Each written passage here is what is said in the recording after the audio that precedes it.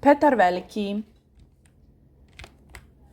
Petar Aleksejevich Romanov bio je ruski car imperator koji je vladao 1689. do 1725. Predstavlja jednu od najznačajnijih figura u ruskoj povijesti jer je baš Rusija za vrijeme njegove vladavine postala velesila. Želio je reformirati Rusiju prema zapadnom uzoru. Umire 28.1.1725. od bolesti. Sin Alekseja I i Natalije Naruškine. Na vlast dolazi kao dijete od 10 godina zajedno sa svojim bolesnim polubratom Ivanom V. Ivan V imao je mentalnih i fizičkih problema i zbog toga nije mogao vladati samostalno, već je morao vladati sa Petrom uz regentstvo njegove sestre Sofije Aleksejevine. Dok je Sofija bila regent, Petar je sa majkom živio u okolici Moskve, gdje je pokazivao veliko zanimanje prema gradnji brodova i jedrenju. Stupio je u dogovoreni brak s Jevdoksijom Lopuhinom 1689. No on je bio potpuni promašaj i nakon 10 godina on je nju prisilio da se odrekne braka i zatočio je u samostan. Sa 17 godina postao je prijetnja Sofiji i ona ga se pokušala riješiti, no nije uspjela, već se on riješio nje i zatočio je u ženski samostan. I nakon što je Sofija zbačena s prijestolja, moć je bila u rukama Petrove majke. Nakon majčine smrti 1694. Petar postaje istinski neovisan vladar koji još uvijek dijeli vlast sa Ivanom, a nakon Ivanove smrti 1696. Petar postaje pravno neovisan vladar. Na ovoj slici prikazana je krunidba Petra i Ivana. Ovo su Petrovi roditelji, a ovo je Petrova sestra Sofija i polubrat Ivan V. 1697. Petar je krenuo na put u zapadnu Europu kako bi ojačao Rusiju. Zapravo on je htio naučiti kako je to zapadna Europa postala tako jaka i ta znanja primijeniti u jačanju Rusije. Kreće na put kao narednik Petar Mihajlov, iako se na dvorovima koje je posvećivao znao da njegov pravi identitet i dobivao je tretman dostan svojega položaja. Posjetio je Rigu, Berlin, Nizozemsku, Englesku, Sasku, Češku i Austriju. U Prusiji je izučavao vojnu tehnologiju, u Engleskoj je prisustvovao sjednici parlamenta u doba Vilima Oranskog, a Nizozemskoj je nekoliko mjeseci radio u brodogradilištu kao običan radnik. Iskoristio je svoje putovanje da u Rusiju dovede i zaposli stotine stranih tehničara i časnika, a Petar pri povratku u Rusiju guši ustanak i time završava svoje putovanje. Njegova vladavina je reforme, znači uspostavio je jako apsolutističnu vlast i centralizaciju uprave. Boljarima, starom plemstvu oduzima političku moć i osniva senat. Stavlja pravoslavnu crkvu pod svoju vlast 1700. te osnivavši sinod koji je zamijenio vladavinu patrijarha. Uvodi julijanski kalendar, znači sada godina počinje 1.1., a ne 1.9. kako je prije počinjala.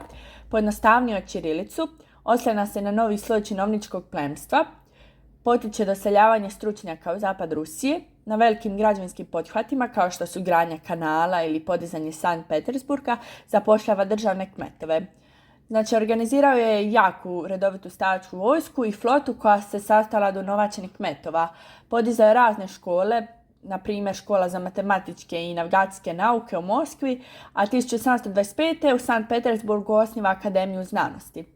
Njegovi službenici i dužnosnici bili su prisiljeni da nose odjeću skrojeni po europskoj modi i da obriju brade. Inače, u pravoslavnoj vjeri bilo je normalno imati duge brade i to je bilo nekako vjerski njihovo, ali ima jedna legenda da je on na nekom sastanku svima obrijao prisutnima brade i to je cijeloj Rusiji bilo jako čudno i nešto novo. Brani sklapanje dogovorenih brakova jer smatra da su to barbarski običaj. Ženama iz viših staleža naređeno je da se pojavljuju na društvenim zabavama, što je ranije bilo nezamislivo, a te zabave su morale izgledati kao europske. Izgradio je mnoge tvornice, radionice i brodogradilišta, stvara gospodarski sustav gdje je sve podređeno vladaru. Radna snaga je osigurana tako što je trgovcima i vlasnicima tvornica i rudnika omogućeno da kupuju cijela sela i da mještani svi rade na imanju tog gospodarstva. Kao protumjeru, Petar stvara jaku tajnu policiju koja uhodi sve i svakoga, te se svakodnevno događaju mučenja, uhićenja i smaknuća. Također, tajna policija uhodila njegovog sina i otkrili su da on kao stvara nekakvu urotu i Petar ga je znači osudio i on je umro zapravo u zatvoru prije smaknuća zato što su ga puno mučili. I to je sve naredio Petar. Sankt Petersburg osnovan je 27.5.1703. kao nova prijestolnica. Stvaranje Sankt Petersburga u jednom smislu značilo je otvaranje Rusije k Europi prema ekonomskom, političkom, intelektualnom smislu, a u drugom je priznanje Rusije kao vojne i pomorske sile.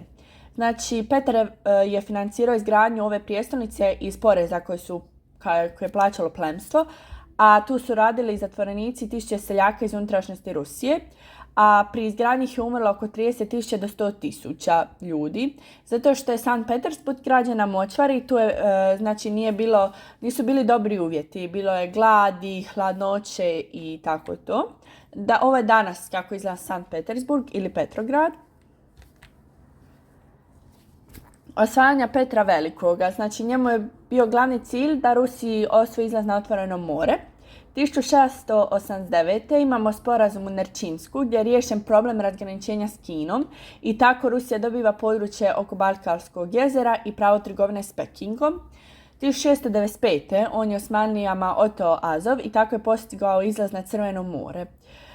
Znači onda se on okrenuo prema Švedskoj koja je vladala Baltikom, bila je nazivana kraljica sjevera, pa započne veliki sjeverni rat koji je trajao 1700-1721. U bitci na Narvi ruska vojska je poražena i prisiljena je na povlačenje, no Petar nije odustao i uspjevao osvojiti dijelove Baltika, to su bile bitka kod Poltlave ili pokraj poluotoka Hanko. Švedski kralj Karlo VII pokušao je slomiti Petrovu vojsku, ali Petar je uspio oslabiti Šveđane, znači Karlo je krenuo preko Poljske i Ukrajine pa je tako išao napasti Rusiju, no Petar je koristio slavnu rusku taktiku povlačenja spaljene zemlje i time znači oslabio Šveđane. Znači 1709. se dešava ta bitka kod Poltlave kada je on pobijedio Šveđane, ali zbog prijetnje s juga, prijeti Osmansko carstvo, mora vratiti Azov. 1721. imamo mir u Ništadu. Rusija dobiva nadzor nad Baltikom.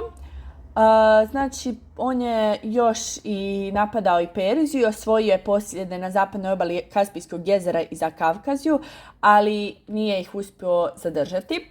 Ovdje imamo jednu izraku koju on rekao je nakon što su ga Šveđani, nakon što je on imao poraz od Šveđana.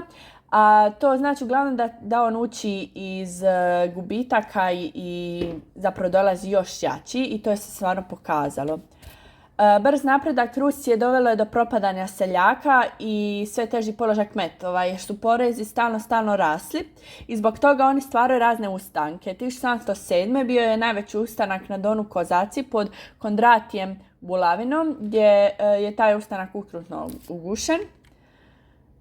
Sada, imamo Rusiju prije i poslije Petra Velikoga. Znači, Rusija je prije stagnirala, nije napredovala, seljaci su bili obespravljeni i osiromašeni, rudna bogatstva su bila neiskorištena, tvornice zastarjele, državni aparat korumpiran, vojska je bila u katastrofalnom stanju. Nijedan ruski brod ne razvija nacionalnu zastavu na moru. Poslije vladavine Petra Velikoga, Rusija postaje jedna od najmoćnijih na svijetu. Velesila i konkurira ostalim europskim državama. Rusija ostvaruje kontakt s Evropljanima, što je, znači, prije Rusi nikad nisu komunicirali s Evropom i sad je to opet bilo nešto novo i neka nova, ajmo reći, reforma. Ovo je Rusija za doba vladavine Petra Velikog. Sad imamo neke zanimljivosti, znači on je bio visok 203 cm, znači jako visok, bio je jako znatiželjan, izučavao je mnoge znanosti. Uzimao je sate crtanja i graviranja, a upuštao se zidanjem, izradom namještaja i uređivanjem vrtova i to je zapravo radio u slobodno vrijeme. Svirao je nekoliko instrumenata, bio je prvi igrač biljara u Rusiji, bio je čovjek od ideja i kažu da nikad nije prošao ni jedan dan da on ne bi imao neku novu ideju. Volio je vatromete i sam je izraživao te rakete. Stanovao je u kolibi i nije bio sklon laskanju. Znači, često bi se njega vidjelo da priča s radnicima, da on radi sam, da jeo je istu hranu koju bi jela posluga i spavao bi u prostorijama gdje oni, tako da nije baš bio sklon nekom laskanju, što je bilo čudno Evropljanima. Bio je sklon opijanju i razvratu i lako je osuđivao na smrt tisuće ljudi, što smo već rekli, svog sina. Podanicima je gotovo bezbolno vadio zube, a imao je 14 djece i nije ga nadživio ni jedan sin. Sada ovo je neko malo baš zanimljivost čudna. Znači, on se tajno ženio za Katarinu Aleksejevnu. Znači, smatraju da ga je Katarina varala, no nije imao nikakav dokaz, a mladića je ubio i preljubnica je morala njegovu odrubljenu glavu držati u spavačoj sobi konzerviranu u staklenci. I ovo su izvori.